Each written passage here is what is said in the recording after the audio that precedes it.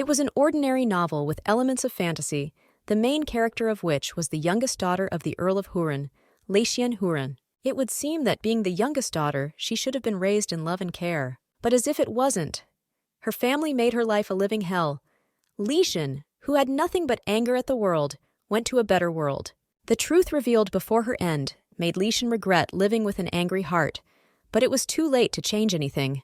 However, the protagonist now does not understand why she ended up in this damn book, and even in the body of Lesian Horan. Before she was here, she was just a normal person, even though she was a little cooler than the typical office worker, but the last thing she remembered was coming home from work and seeing a blinding headlight. But as you can see, she is here now. The girl thinks it's just not real, but she remembers that in the book, Latian was resurrected almost immediately. She went back in time remembering everything she had learned before her end. As a result, she was able to correct her mistakes and take revenge on everyone she wanted. The ending turned out to be not bad, but the protagonist now realizes what got there even before her return to the past. And in the story, the girl there is doomed to fall into eternal sleep. The last thing she remembers is a car accident, so in reality she's no longer alive. The young lady thinks she's lucky she got there because she missed out on so much since those were her best years. She is also happy that she knows the plot, because at this point the situation is more like Lisienne already knows everything rather than Lisienne's first life, so there's no need to go back in time because she can start her revenge now. The young lady realizes that although it won't be easy, she needs to deal with it. First, she needs to realize what moment of Lesienne's first life she's currently in. While the girl sighs and thinks how hungry she is, she realizes that this will not do, because as they say, first food, and then everything else. The main character's gaze falls on a bell, and she realizes the bell is for calling servants, so the girl decides to pick it up and see if someone will come. She realizes that she can't stand idle, and hopes that there will be a proper feeding. Rioni, Latian's maid, peeks out from behind the door and asks if her mistress has called her. The protagonist says that she is hungry and asks when she will be served food. She thinks it's funny because the maid really came after she called. The girl is a little puzzled. She asks if her mistress understands her, but Latian interrupts her and asks what she's supposed to understand, and also if someone ordered her to starve her. The maid is shocked at such words. She says of course not. Then the young lady asks what is the matter. The maid replies that Count Bane and Panthea are now dining in the dining room. The maid says she thinks she can set a separate table for her after the Count has finished his meal. The young lady looks at her coldly and asks if she can't just join them. The maid says that of course she can if she wishes. The silver-haired lady realizes that this girl is Lesienne Rioni's maid. She's the only one in the house who treats Lesienne normally. Of the servants and the other tenants, she was the only one who did not despise or ignore Lesienne. The protagonist realizes that it would be nice to stay allies with her because she is also such a cutie, and now she is very agitated. The maid asks if the mistress wants something else, and she tells her to walk her to the dining room. When the young lady arrives at the door of the dining room, the servants inform his lordship that Mrs. Latian has arrived. On the way there, the protagonist did not escape the slanting glances of the servants. Just like in the book, they are really quite uneducated, but the most important thing to her right now is food. So the lady with the amber eyes walks into the dining room and greets his lordship. She looks him in the eye and thinks what a commanding look he has. Her father asks why she went there. Latian notices that he is indifferent and his manner of speech is very arrogant. Even though his beloved wife passed away shortly after giving birth to Latian, this man, it seems like he doesn't consider her his own daughter. Now the protagonist says she was hungry, so she came, but she is only asked if she came to eat a meal dressed like that. Then the young lady realizes she is wearing pajamas. The rest of the family mocks her. The daughter tells her father to forgive her because her sister has been a bit of a jerk since birth. The son says that this is the only explanation for her showing up to dinner like that. The young lady is shocked that it is pajamas because the clothes are quite dressy. Her father tells her to get dressed and come downstairs because how can she walk around the estate like that? The lady with the amber eyes thinks about how infuriating it is and afterwards says she doesn't want to. Her father and the others are shocked. He asks what she just said, and the young lady reiterates that she doesn't want to. She claims she's too cold to go change and doesn't think it's necessary since she's only going to eat. The girl also says that her father is fixated on etiquette and manners, but in her opinion, his lordship is behaving disgustingly towards his daughter. The Count slaps the table and shrieks furiously that the girl has lost her mind. The protagonist simply replies yes to that. It's obvious, because the Korean girl Jung-yoon and Lee-shin from this world are completely different people. That's why the young lady claims to be crazy. The father cries out, "How dare she?" The count's daughter asks Togo to calm down, because he can cry. And the protagonist, at the same time, he thinks what she is carrying, because she has a reputation of a total trash. The girl asks Ryoni to set the table for her. The maid says that she has never eaten with her family. The main character only chuckles and says that she is certainly a terrible daughter, but asks if her father really wants to starve her to death. She also wondered what would happen if rumors spread and what people would think. The count's son cries out, "How dare she say such a thing to his father?" The count himself only says that enough of this and orders the table to be set. The young lady thinks how predictable it is, because more than anything else in the world the count cares what others think of him. The girl starts the meal and thinks how poor Lee Sien is, because there was no one there who could understand her. The count's daughter says it's outrageous, because her father hasn't even touched the food yet. She says she realizes that the girl is ignorant, but it's still too much. The count's son says, "Where did she learn such manners?" But the protagonist realizes that anyone who has read this book can answer that the count never taught Lee-shin anything. Moreover, he did not show any interest in her at all. He began to notice her only after she became the crown prince's bride. There are two dangers in Lee-shin's path. The first is the wedding to the crown prince, for this wedding should not be, because it is a direct path to the infamous end. And the second danger is the betrayal of the count, because even if the girl prevents the engagement of the Eni will become the wife of the crown prince, the count is unlikely to stop. But the girl wonders if she will be able to live this life without worrying every second that she might be in danger if she survives these two events safely. The girl dreams of a life in which she avoids a tragic end. She reaches out for the flowers and thinks that if it is possible, she would gladly pluck the sprout of betrayal from the count's heart and open herself to happiness, even though she would end her life unloved. According to the plot, if the girl plunges into eternal sleep one day, she will be able to return to the past. We will be better if she decides everything in this life, so the young lady is thinking about how she can do better. All these thoughts do not let the protagonist sleep. She thinks what is so decide to get out of bed and do some light stretching. But in the reflection of the window, she sees a stand of swords, after which she approaches it. Looking at the blade, the girl thinks that it would be nice to learn how to wield a sword, because that way she can protect herself. But she does not even want to think that she will have to use the sword at the wedding or against her father, so she needs to think it over. The young lady decides it is safe to go to bed now. But in the morning, when the first rays of sunlight hit Lee Sien's room, a mug of tea is immediately poured on her. The protagonist asks and what it means. Her sister says with a chuckle that she has the same question for her, because how dare a girl behave like that at the table? She also asks if Lee-shin thought she would let her get away with it. The protagonist only asks what she did. In response, her sister clenches her fists and tells her to tone it down, and the young lady tells her she's not going to stand for their bullying. In the book, this girl constantly mocked Lee Sien. She was the one who made Lesyen suffer the most. Her name is Panthea Horan. The same could be said of Bane. Thanks to him, insults and threats were an integral part of Lesyen's life. The young lady wonders who she should start with and tells her sister from whom she could learn such manners. Panthea then shouts furiously that she will kill Lee Sien. The servants hear this cry and run into the room, but what they see there leaves them shocked. The protagonist stands all wet with tea while her sister sits on the floor near an overturned table. The protagonist tells the servants that her sister must have eaten something wrong today, and maybe it is worth showing her to a healer because she seems to be very unwell. She then looks at her sister and asks if this is true. Panthea thinks that her sister will not get away with it.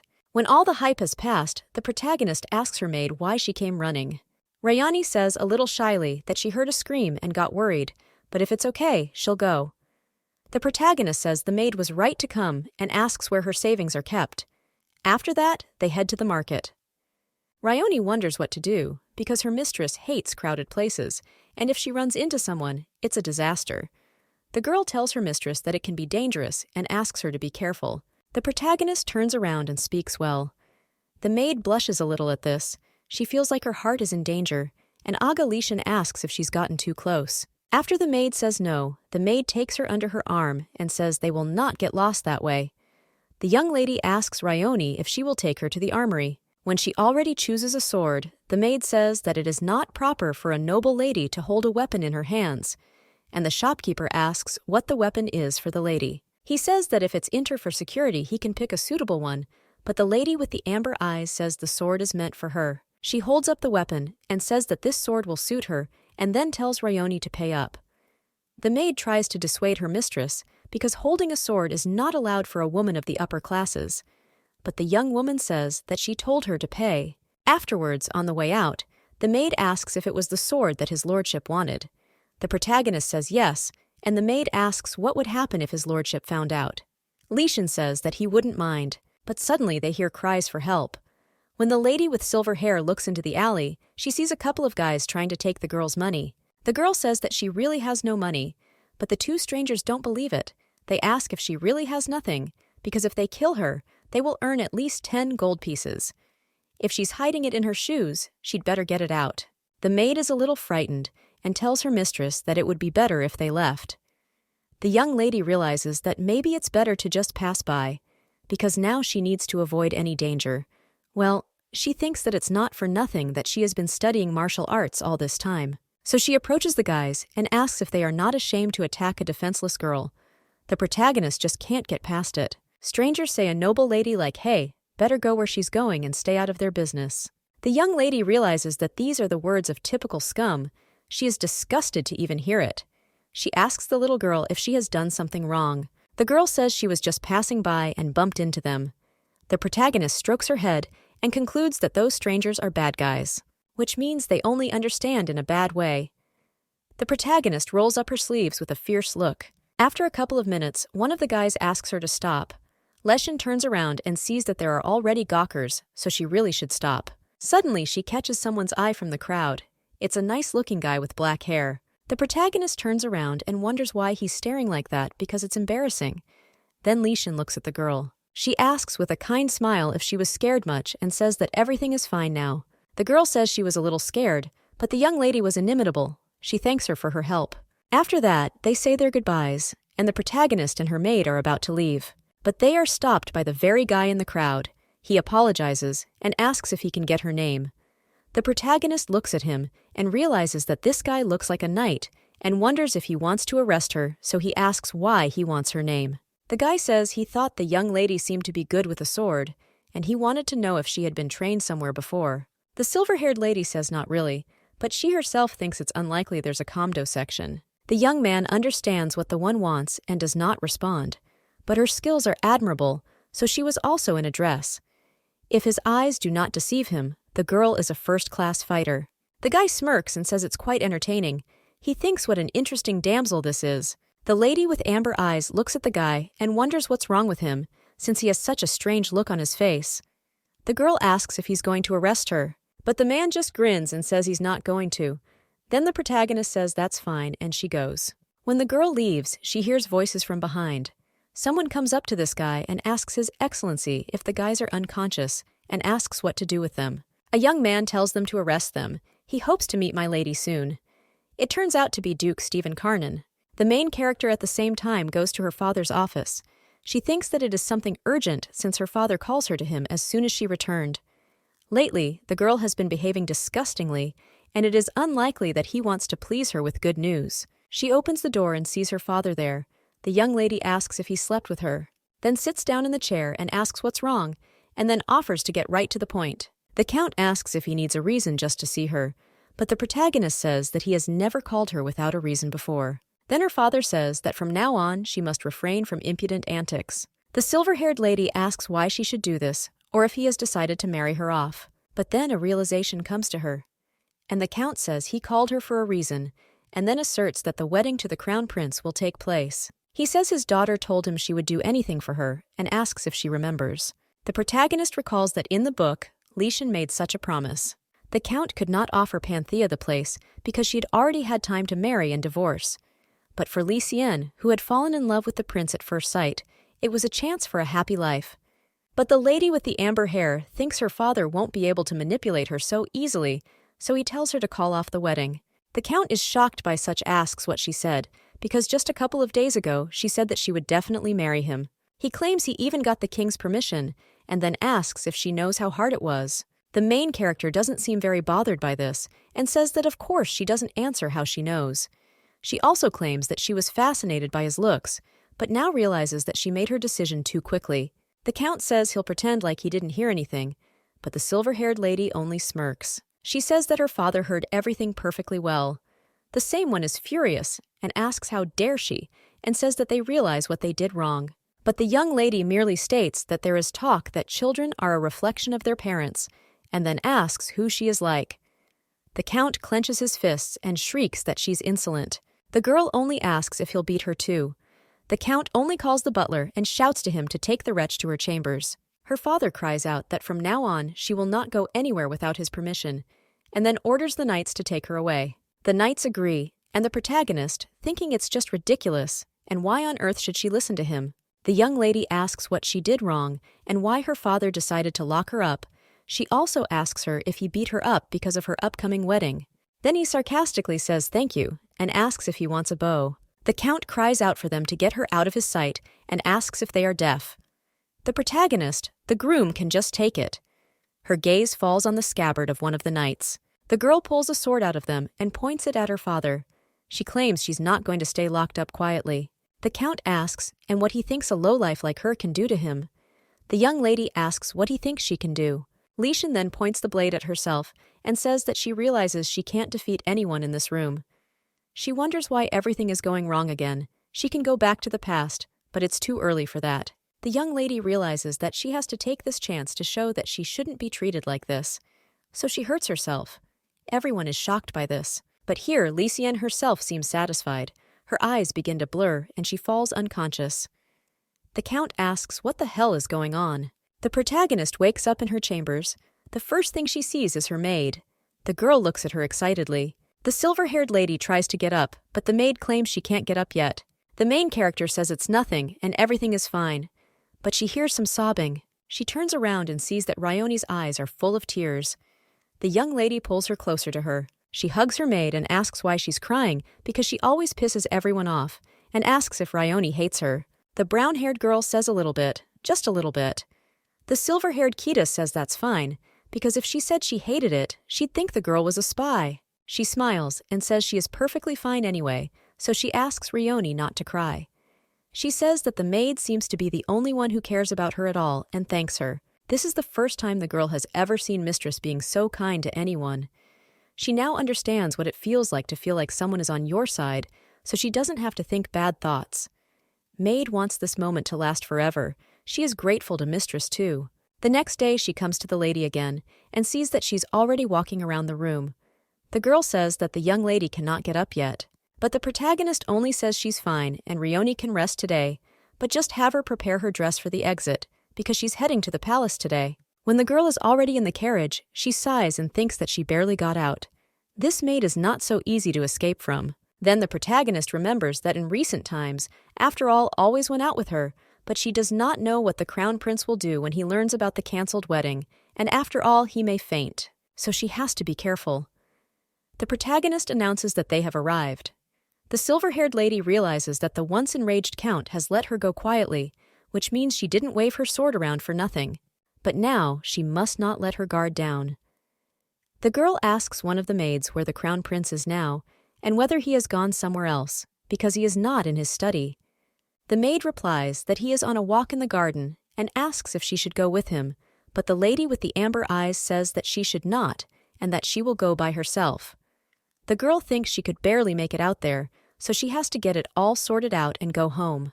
But when she arrives at the garden, she can't find His Highness. She wonders who came up with the idea of making such huge gardens. But suddenly she hears some sounds and looks out of the bushes, sees the prince talking sweetly to another girl. She realizes that the girl is Narya Skran. Her mother was a simple woman, and though Count Scaran adopted Narya, the label of commoner does not entitle her to a place at the crown prince's side. In the original story, Narya was basking in the prince's love, so Lesyan hated her and spoke quite harshly about her. But it's different now because she doesn't care. Suddenly, someone puts a hand on the protagonist's back and tells her she can't be there. The girl turns around and the guy says he'll walk her to the exit. The lady with the amber eyes says she didn't know. She wonders how that one frightened her. The girl says that she must definitely meet the prince, because I have something to say to him. The brunette says that doesn't give her the right to disturb him now. It turns out to be Stefan. The lady with silver hair asks if she can't do that, even if she is his fiancée. The brunette now realizes what is going on and asks if she is Lysiane Hurin, because if she is, it changes everything. But he says he still has to get His Highness's permission, so she has to wait a bit. Then he says his name is Stefan Karanin. The protagonist lifts the hem of her dress and apologizes for the intrusion. She doesn't remember him having a significant role in the book, but still, he's a duke, so it's best to keep good relations. The protagonist says she is glad to meet her, then the duke says he will report her to His Majesty right away. The guy realizes that the girl is not like the rumors. She doesn't look like an ill-mannered brute at all. Then the duke walks up to the crown prince and whispers in his ear. Then the blonde man nods his head, whereupon the duke brings in a lady with silver hair. She greets His Highness, but he only asks why she came, because she could have done with a letter. The protagonist, you realize, could have done that, but the count could have intercepted it, so she had to come. The girl asks to hear her out, and she promises that she will never bother him again, but the prince just looks at his lover and says he will listen to what she has to say. And then he asks Narya where they stand, and the protagonist realizes that this creep is not going to listen to her, but the prince looks a little shocked when she says she wants to end the marriage. He asks in surprise what she said, and the girl says that the wedding hasn't happened yet, and they can just cancel the engagement. The prince says that as far as he knows, she was the one who insisted on it. Well, the protagonist says it was a mistake because she fell for his good looks. The prince cries out if it seems to her that she is overstepping all boundaries, and the duke cannot hold back a chuckle from such a thing. But then she coughs and turns away. The protagonist asks her to forgive her because she didn't mean to be rude, but only thought she should tell him the whole truth. He tells the girl to forgive him, but he'll pretend he didn't hear anything because he wants this wedding to happen. The young lady looks at Narya and thinks how can he say such a thing in front of his beloved. She tells the girl not to think that the prince has any feelings for Lysiane. The young lady tells her not to worry, and when the girl looks at her, Lysiane thinks how poor she is. She realizes that it will be wonderful if Narya becomes the crown prince's wife. Even though she is a commoner adopted by the earl, if she bears the prince a son, they won't be able to kick her out. The main character says she'll pretend she didn't hear anything either, and then says she has to go and wishes the prince a good day. Either way, the blonde is confused right now, and the young lady thinks that's enough to start with. After that, the protagonist leaves, but she does not understand why the duke followed her. So the girl turns around and asks him if he has anything to do. The brunette says he does, but he'll somehow find time to walk her to the carriage. The young lady agrees and tells him that he can do as he pleases. The young lady agrees and tells him that he can do as he pleases. Then the guy asks if she really fell in love with the crown prince because he is handsome. The lady with amber eyes says that it's true, but it was definitely a mistake to decide to get married based on that alone, because he doesn't even like her, and he already has a lover. Then the young man asks what would happen if he liked her. The protagonist turns around, and the duke asks if Lysiane would have married the crown prince then. The girl thinks, and why on earth is he embarrassing her with such questions? She says she doesn't know the reason for his curiosity, but offers to end it there because she doesn't understand him at all. Stefan only nods, and the silver-haired lady thinks it's a good thing he's cut loose. Now the protagonist is in her estate and thinks that she does not know it at all. The girl rings a bell and a maid comes to her. The maid asks if Mistress Lysiane called her, but the protagonist only asks her why she came and where Rione is. The maid averts her gaze and says that Rione was summoned by Mistress Panthea, so... But the protagonist doesn't ask her to finish why. She has a bad feeling because Panthea hates Lysiane, so she may well abuse her maid, and considering she wasn't home today, even more so. The protagonist orders her to escort her to her sister's chambers. When she arrives, Panthea asks who's there, but the protagonist only enters her piece and says it's her, Lysiane, her sister, shutting the maid's mouth and asking why she came, because as she can see, she is a little busy right now. The silver-haired lady asks what it all means. Her sister averts her gaze and says that the maid is all Lysiane and completely uneducated, so she decided to teach her a couple lessons. The protagonist asks if everyone in the castle is like that, and she doesn't believe that Rione could have behaved inappropriately. Panthea says her sister is the same, and should have started with her. Lysiane says she's looking forward to it, and her sister thinks she's being more and more rude to her. The protagonist takes her hand away from the maid and tells her that if she has a grievance with Rione, someone can feel free to voice it to her instead of bullying the maid while she's away from the castle. As the two of them leave, the lady with silver hair asks if she thinks that's too mean. Afterward, he and the maid step out into the hallway. Looking at her with amber eyes, she asks if everything is all right. You tell Rayoni that all is well with her, but the protagonist asks what good can be there. She lifts her maid in her arms and asks if she eats at all, because she is like a feather. All the other maids look at them, but the protagonist continues and asks if she doesn't know that eating is vital. The maid looks at all these looks and asks her mistress to let her go, but the protagonist just tells her not to move. Then she orders the other maid not to stand still and to open the door. When they enter the room, the maid thanks her mistress, but then she interrupts and says that mistress is back very early today.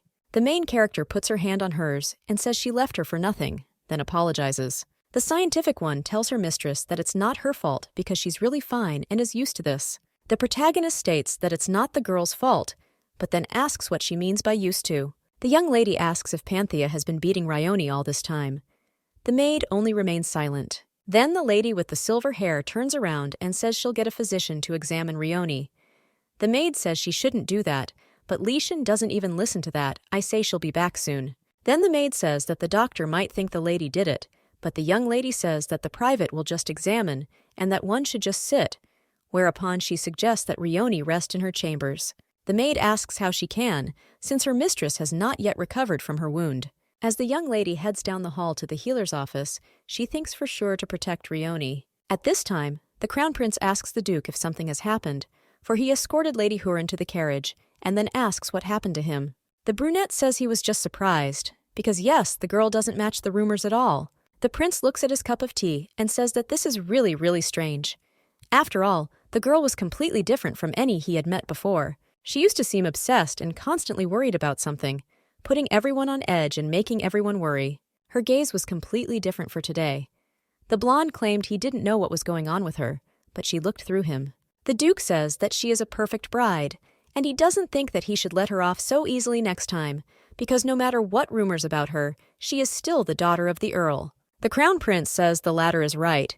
He needs to visit the earl soon and notify him that his decision remains unchanged. At this time, the protagonist comes to her sister, and the latter asks if she has a conversation.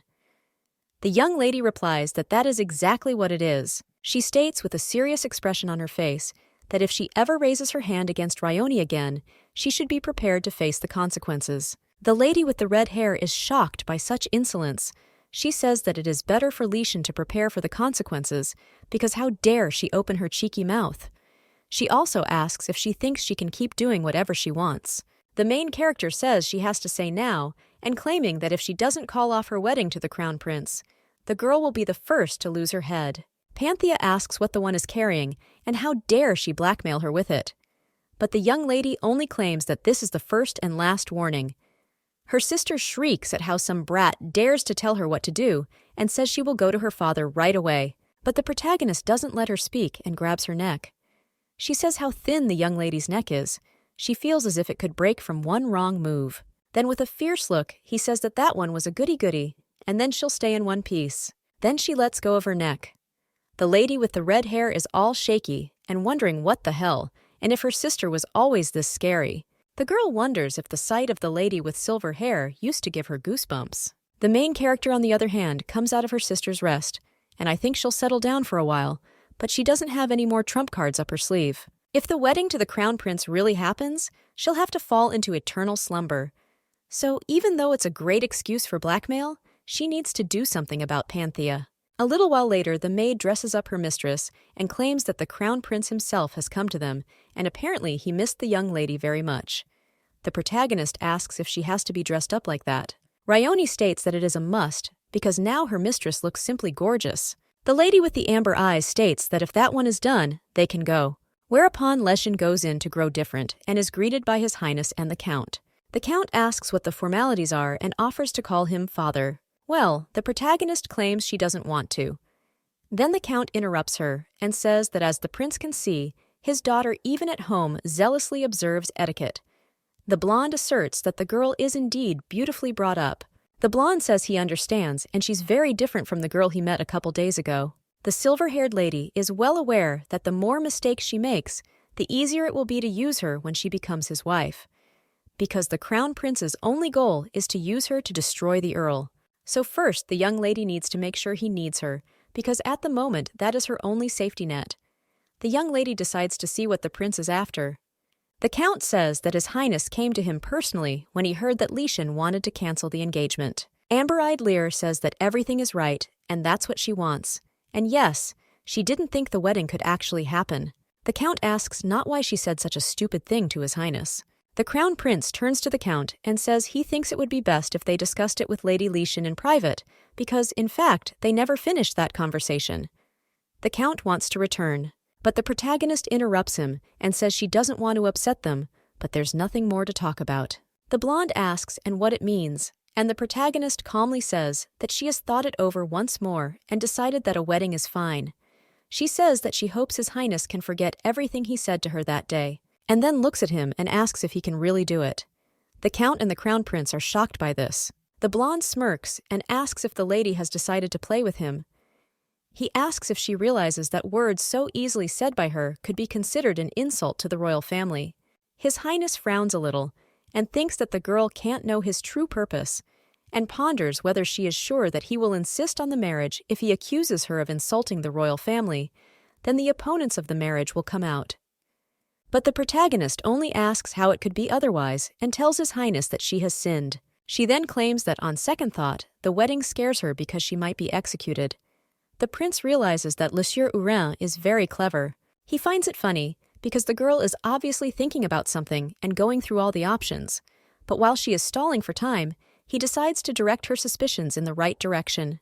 The blonde says that this is a really big decision and he can understand my lady's indecision, but he will not listen to any more requests to cancel the wedding. The protagonist only states with a serious expression on her face that she doesn't think he understands her. The Duke is watching all this. And the protagonist continues, she says she doesn't know, and maybe His Highness should just listen to her whims, then asks what about setting at least an approximate wedding date. The blonde asks what she's talking about, and he thinks she changes the topic of conversation as she pleases. The protagonist asks if he doesn't like her proposal because she thinks that if she knew at least an approximate date, she would calm down. His Highness says it's easy to arrange as he'd like to have the wedding as soon as possible. He wonders what the lady with the silver hair is up to, so the young man asks if the Earl agrees with this decision, and the latter states that he will simply follow His Highness's choice.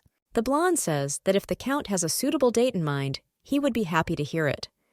The protagonist's father says that given the official announcement and banquet, it could be arranged in a month. The Crown Prince says that's not bad. The protagonist is not very happy about it and asks if anyone is interested in her opinion. Well, you only continue to discuss the details of the wedding. The prince says that then it is necessary to prepare invitations for the nobility, and the banquet would be good to hold in the royal palace. The young lady turns to His Highness. She apologizes and says that it feels like Togo is having a wedding not with her, but with the Count. The girl claims that she doesn't agree and doesn't want the wedding to take place in a month. The Duke can't hold back a chuckle. Then the protagonist looks at him and asks in her mind if he is amused. The brunette turns around and coughs. Her father asks Lesienne what kind of childishness this is, because after all, a wedding is also the union of two families, and if she continues to behave like this. But the Crown Prince tells the Count to wait. He turns to the protagonist and asks when she wants to get married, because it seems she has a date in mind. The silver-haired lady says that His Highness is quite perceptive and claims that she wants to arrange a wedding in a year. She sighs sarcastically and asks if His Highness expected to have the wedding in a month.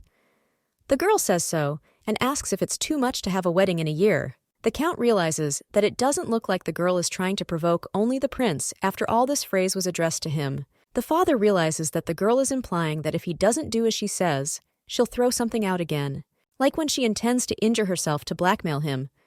The Count realizes that he has waited so long for this day, and the wedding must happen no matter what. He turns to His Highness and says that it turns out his reign is still not ready for such a responsible step, and asks if it would not be better to give her some time. Perhaps it is not necessary to rush so much, because it hurts him to look at her constant worries. Blondie says they can do as they wish, and the important thing is that they've made up their minds, but he also says he has conditions too. The protagonist wonders what the hell his condition is and asks about it. The blonde guy says that they should get engaged before that.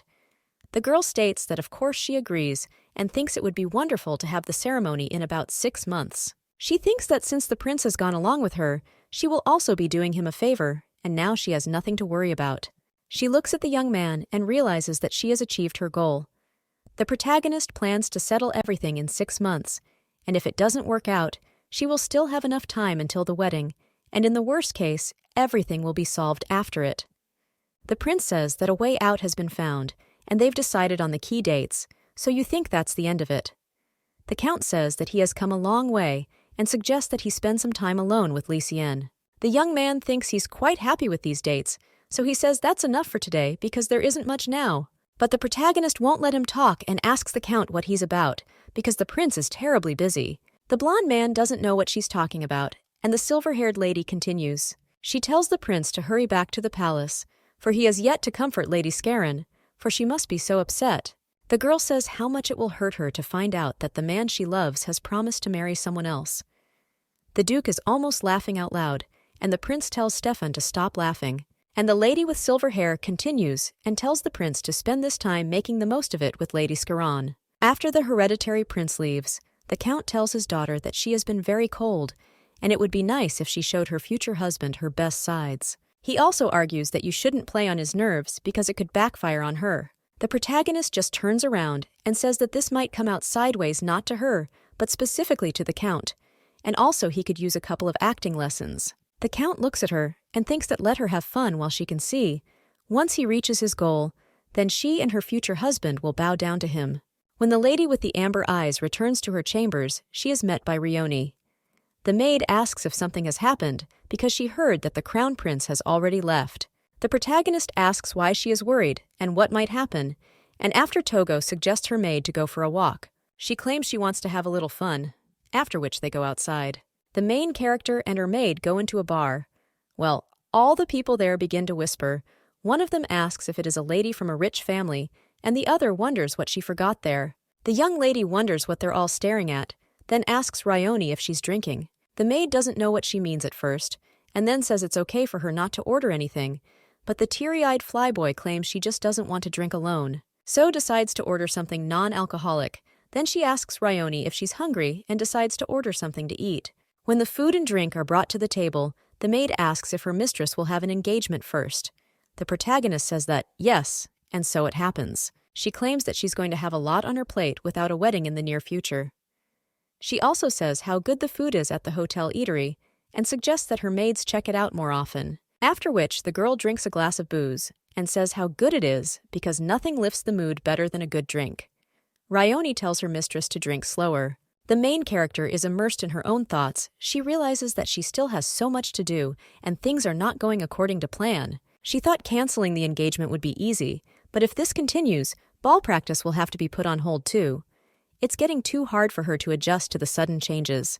Suddenly, someone turns to them and asks them if the ladies would like to have a drink with them. The girl realizes that she has to settle everything urgently and live freely, but she is pissed off as hell. One of the guys looks out of the diner and yells out that they have a problem. The guy with the ruby hair asks what's wrong, and the other guy shrieks that there's a fight in the inn, and suddenly some crazy woman. The young man doesn't let him finish and asks what the fight is about. At the same time, the protagonist knocks the dagger out of the hands of the stranger who attacked her and asks what he's doing. The guy with ruby hair says that the girl has the right reaction. The main character is already a little pissed off and asks who it is. But the young man only asks if the girl is not of noble blood and says that it is very interesting. The protagonist once again asks who he is. The guy claims to be the owner of the place, and she doesn't need to know the rest. The young lady claims that she was not interested in it. She only asked why the hell he was interfering. The young man is a little shocked and points to a couple of guys lying down in the back and claims that might be why, because it's illegal to pick fights in this establishment anyway. Although the guys look like they got what they deserved. The young man pulls out a sword and states that if anyone breaks those rules, they will be torn apart and thrown out to be fed to the dogs. Rioni, hearing this immediately gets in front of her mistress and cries out to better and finish her off.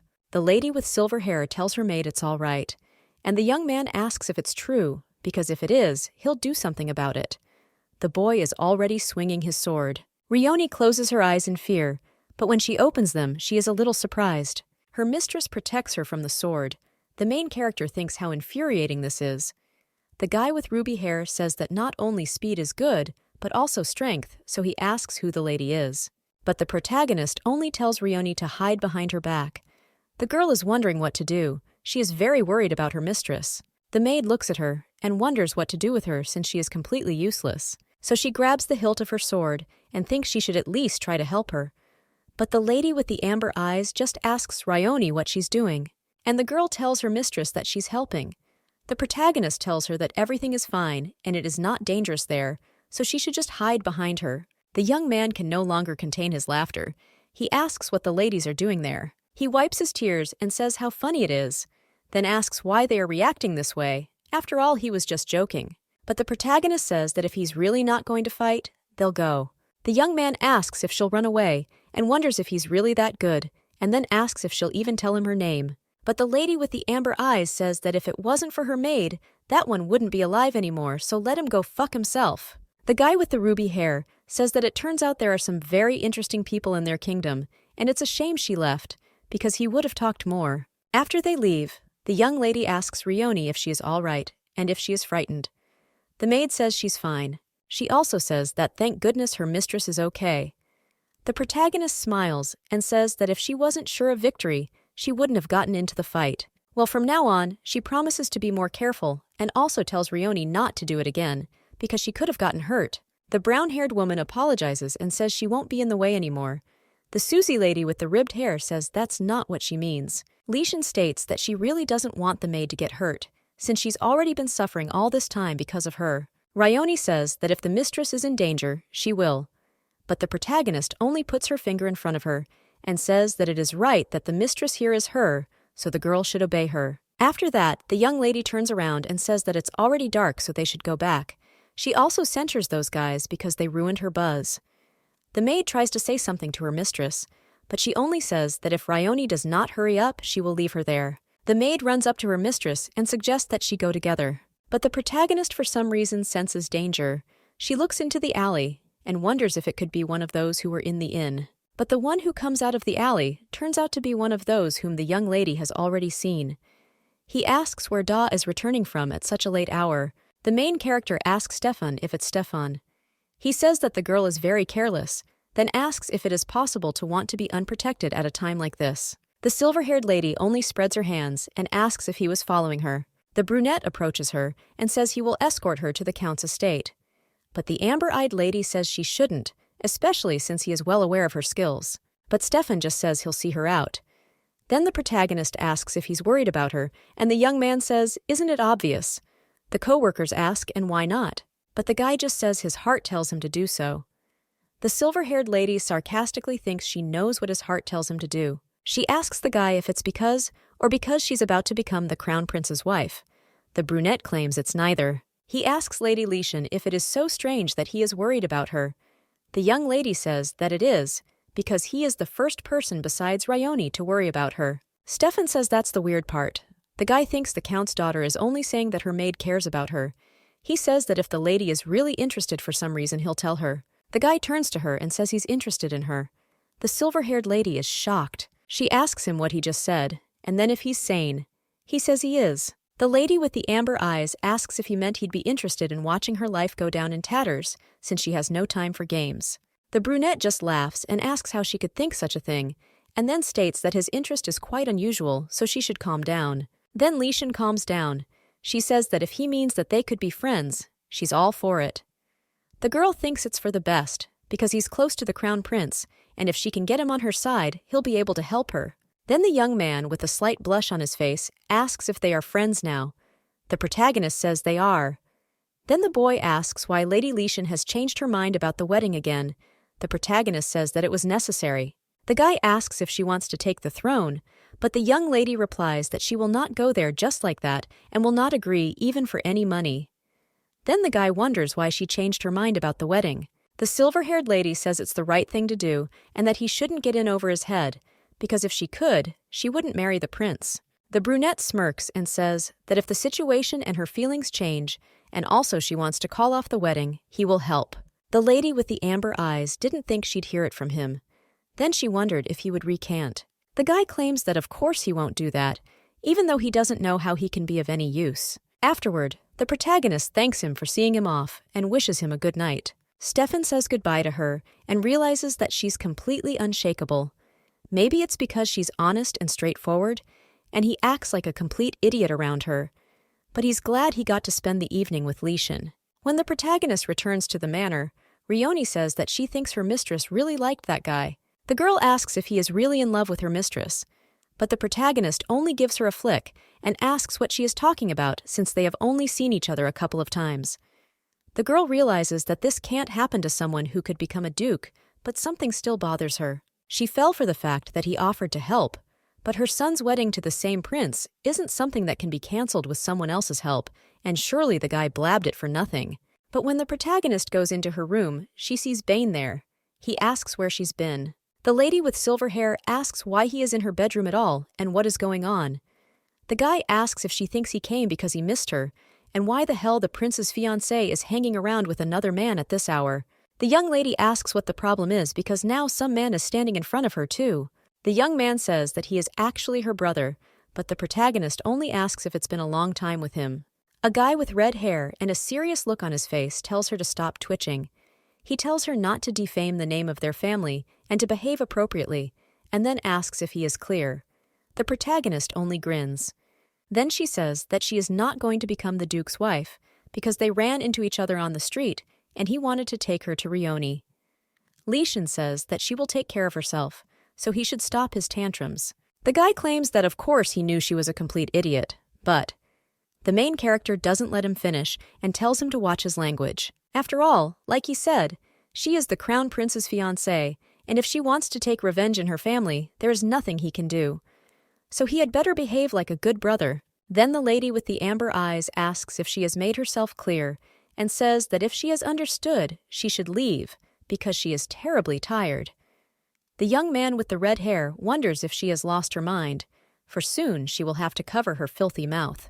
The protagonist falls on the bed, thinking that she can finally have some quiet time. She is so tired because it's a nightmare at home and outside. The girl wonders if she was really born there, because she doesn't look like them at all. The young lady decides to get some sleep. She wakes up in the morning and goes to the dining room. Her sister and brother look at her with disdain, but can't say anything.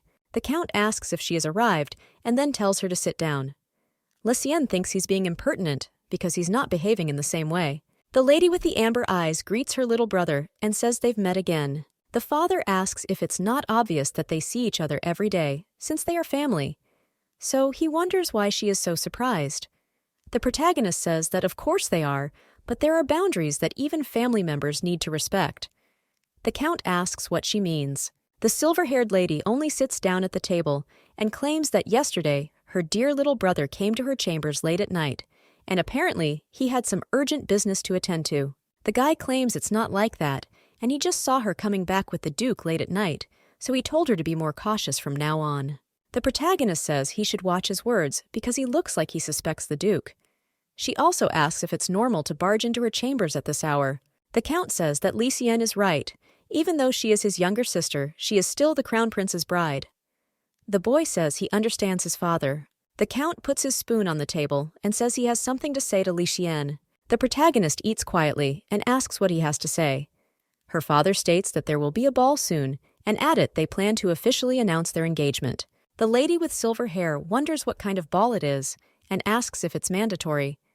She realizes that a good ball is not easy to organize. An official announcement is a guarantee that she won't mess something up.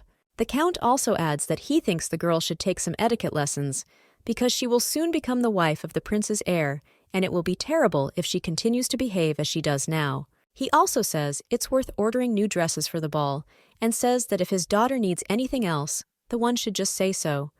But the protagonist says that the one better just give her money. Dad sighs and says he's really been cutting her a little short on the budget lately, so he agrees. The lady with the scripted eyes thinks she just blurted it out and wonders if he's kidding, but then jumps up from the table and claims she'll gladly accept his money, and if that's it, she'll go. But the count says he will turn out to have just reminded her of good manners. But the protagonist lies in a swipe of her hand and claims that she can behave decently when she really needs to. Her father says he warned her and warns her not to let anything slip out, but the girl is already slamming doors. The main character looks into her closet and thinks that these outfits will be a pity to just throw away, and also she doesn't think that she will be able to gain much by selling them. But the girl realizes that you can take off their jewelry and try to sell them separately. Ryoni asks if her mistress wants to sell all these outfits. The lady with the amber eyes says yes, because the count said she needs to order a new dress for the ball, but it's a shame to throw away the old ones. So Lysian asks her maid where she can sell the jewelry. The maid replies that there is a shop where they buy up different jewelry. The young lady then smiles and says it's beautiful, after which she asks Ryoni if she'll take her there. After that, they come to this shop and the protagonist puts the jewelry on the table. She claims she would like to exchange it all for cash. The shopkeeper says he will certainly do so, but unfortunately, he doesn't have enough money now to pay her for all this beauty, and if the girl gives him a day, who can he arrange everything properly? The guy asks if she's willing. The main character didn't expect them to be so expensive, and if she had known, she would have just run away with a couple. Then the girl turns around and states that she will be back the next day. The salesman asks if she is the daughter of Earl Horan, and says that everything is fine and he has written it down. The lady with the amber eyes comes out already with a smile. She is happy to believe that she will have money to buy more weapons. Well, suddenly, she meets one familiar face. It's the same guy with ruby hair. He asks why the young lady has so much money. But the protagonist only walks past him and asks if they know each other. The young man is surprised. He says that their meeting last night was so hot and she forgot everything. The silver-haired lady says that he must like it hotter. The guy says that of course it is so and asks if the girl thinks so too. But the protagonist only turns to the shopkeeper and asks if he has some matches, because she would like to make a small fire. The young man with the ruby hair realizes that this girl is really fucked up and wonders if she wants to finish him off. But he realizes that she really is quite different from the girl the innkeepers were discussing. He remembers that those said that the young lady was rather stupidly cruel. And it's not just one person's opinion. Everyone has had that opinion for a long time. The guy wonders if everyone's been wrong all along. A young man turns to the protagonist and asks if she has a doppelganger. The lady with the silver hair says it sounds like he knows her, so asks if he's been asking around quietly about her. The boy says she's quite a guesser. He doesn't know why, but the rumors about her seem true to me. The young man is curious, because it seems to him that she knows about all those things that are said about her. The lady with the silver hair says that the guy managed to figure out a lot in 24 hours, and he seems to have talent. The guy says that at least someone appreciated him. Then the main character says she will continue. She points her finger at him and states that the guy is just an infuriating jerk. She then turns around and tells Ryani that they are leaving. But the guy asks them why she's like this, because he didn't do anything. The lady with the amber eyes thinks how annoying he is, but it's not like she can nail him. The young man with the ruby hair says you shouldn't do that. He admits that he went a little overboard yesterday, but says it won't happen again. The protagonist asks if he thinks she'll believe him, but the guy only holds out his hand and claims he never lies. The young lady doesn't really believe him and says it's rather dubious. But the latter only adds with a slight blush that he is interested in the young lady. He claims that they say if she gets along with him, life will work out. And who knows, because suddenly she will need help. The protagonist's hand is already reaching out to give him the middle finger, but she decides that she needs to calm down, because she has enough enemies as it is.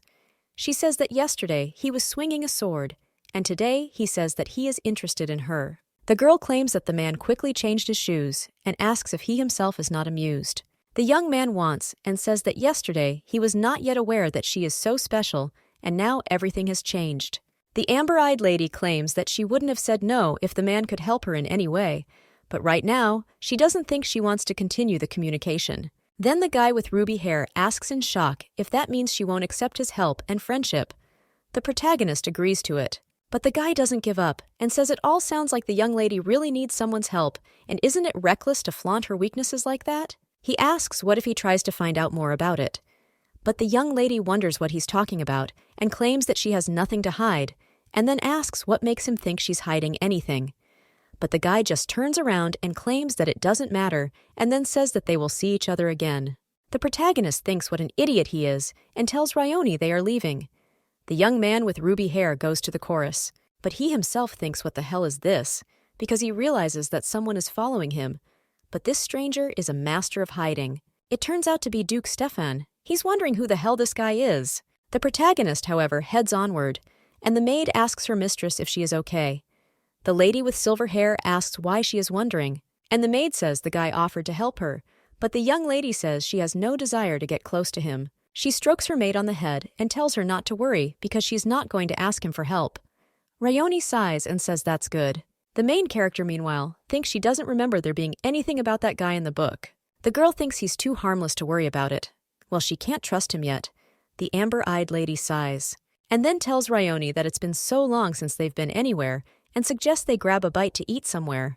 The girl claims that she doesn't want to eat with people she can't even see because it makes her lose her appetite. The maid says that if she wants so much, they can go somewhere, and the protagonist is happy that she will finally eat. They then find some diner, and the protagonist looks at the menu. The maid tells her mistresses that she can order nothing, but the young lady claims that they will eat together, but Ryoni says that she is a maid after all, whereupon the protagonist puts her hand on hers. She claims that the girl is not just a maid, but also her friend, and after all, friends always eat together. The brown-haired girl is very moved by this. Her eyes even seem to light up. But suddenly, someone pulls back a nearby chair and asks him to forgive her. This is Duke Stephen, asking if the ladies would like him to join them. The protagonist asks how he got there, but the brunette only claims that he was just passing by and saw them. The young lady tells him to sit down and also tells him not to speak to her so formally. The guy claims to observe etiquette regardless of the person's position, but thinks it's a good idea. The main character used to be a little annoyed that it was like he was stalking her and constantly trying to talk to her, but now he seems like a good person. At that moment, the waiter brings their order. The Duke looks at all these dishes. He asks if the young lady is going to dine with the maid. The protagonist looks at him a little disdainfully and asks what's wrong and if the maid is human too. The brunette states that that is not what he meant. Then a young lady with amber eyes approaches the Duke. After he responds, she asks him if he will pay for himself. The brunette smiles and says that he is now contemplating having the silver-haired lady treat him. He says the girl is always so straightforward and he really likes that. The protagonist says he is also quite honest and she likes him more and more.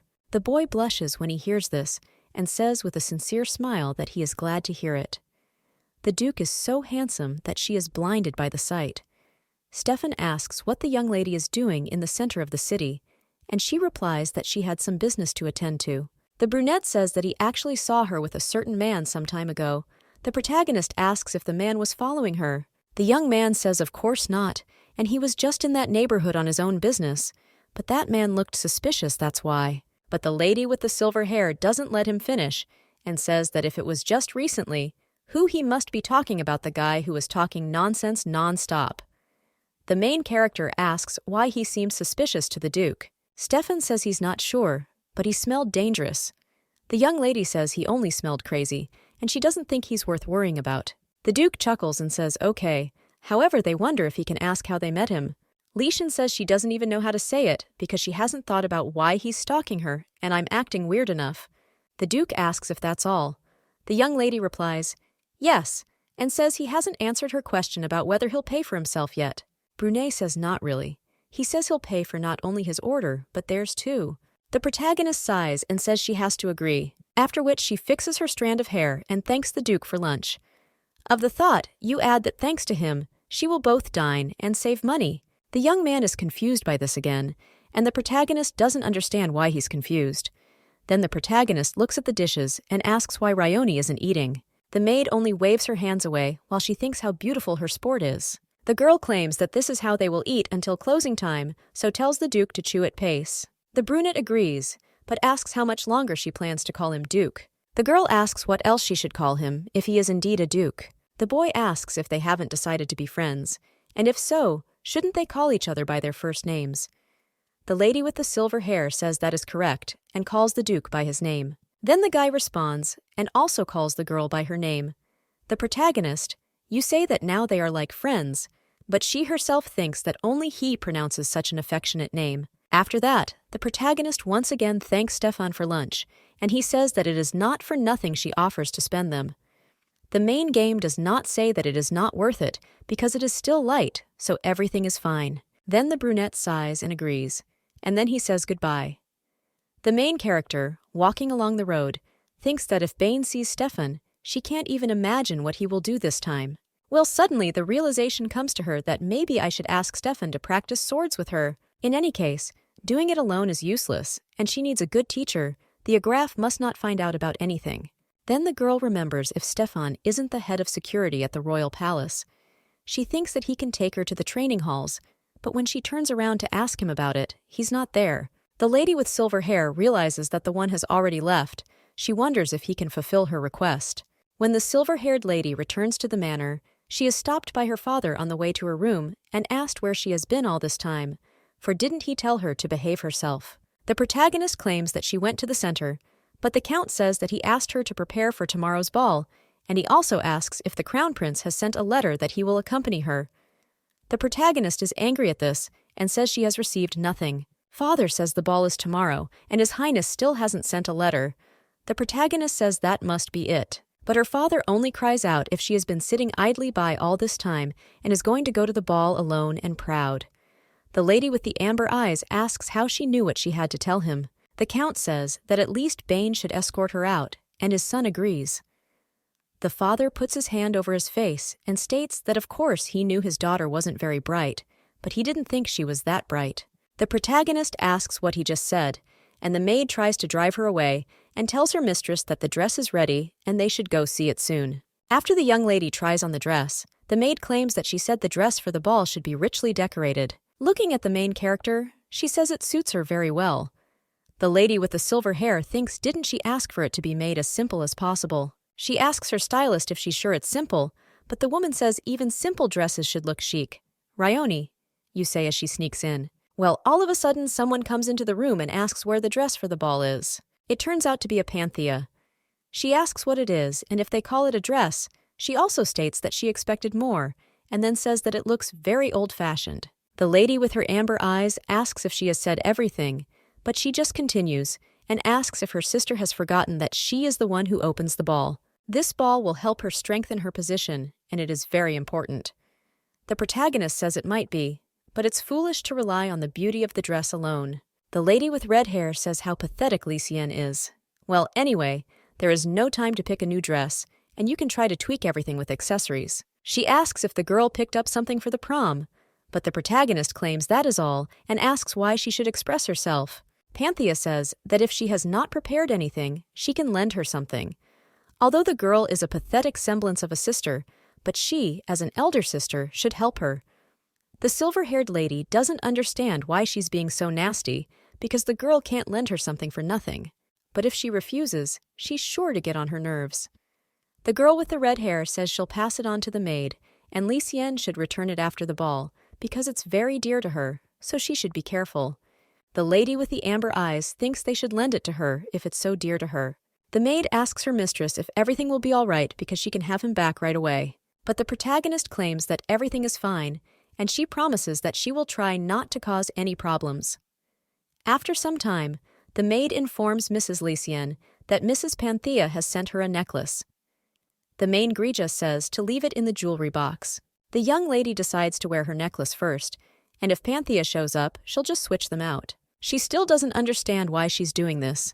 The maid informs her mistress that it's time to leave for the palace. Then the protagonist gets up and heads over there.